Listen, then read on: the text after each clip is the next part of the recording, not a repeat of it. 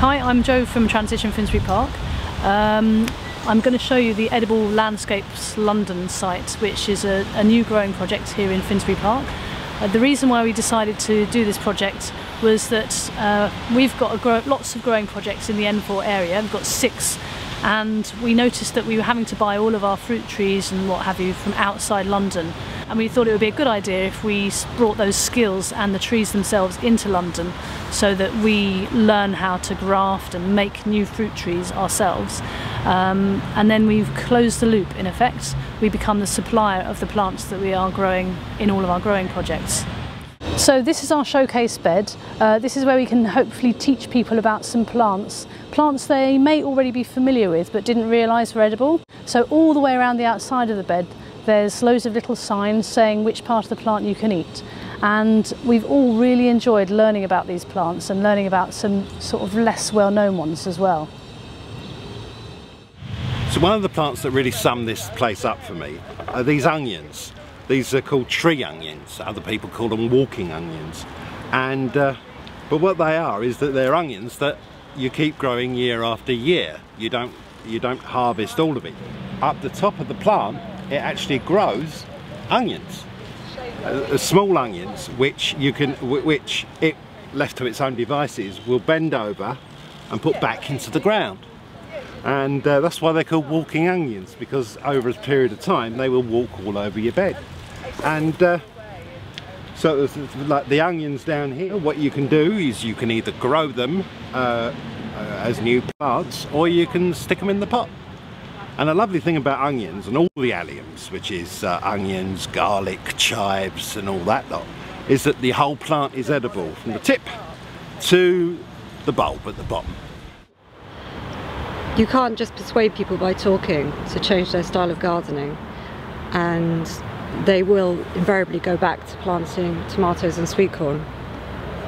But if we can demonstrate, if they can come here and look around our showcase beds and see them looking attractive and being low maintenance and eat the food and enjoy the flowers, we think that's a better way of persuading people that there is another way of gardening and creating public spaces. One really excellent way we've found for learning about new plants is to eat them. It helps us recognise what they are and work out which ones are our favourites. So on our work days we pick loads of leaves and have a shared lunch. It's a great way to enjoy each other's company as well, and I think that shared lunch is probably one of the reasons why the project has won the support of some really excellent volunteers.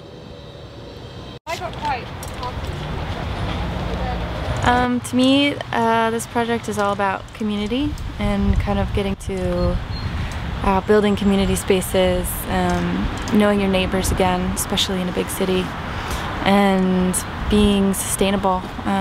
Growing your own food and not having to depend on the big man all the time for everything that you need. So that's why I'm here. As well as getting to know each other and being able to identify and enjoy eating lots of different plants, we've learnt and taught practical gardening skills like planting trees, planting hedges, taking cuttings and grafting. All right, on Sunday we had, how many kids came? About 12? Yeah, about a dozen. We had about 12 16-year-olds who came as part of the City Challenge organisation to work with us.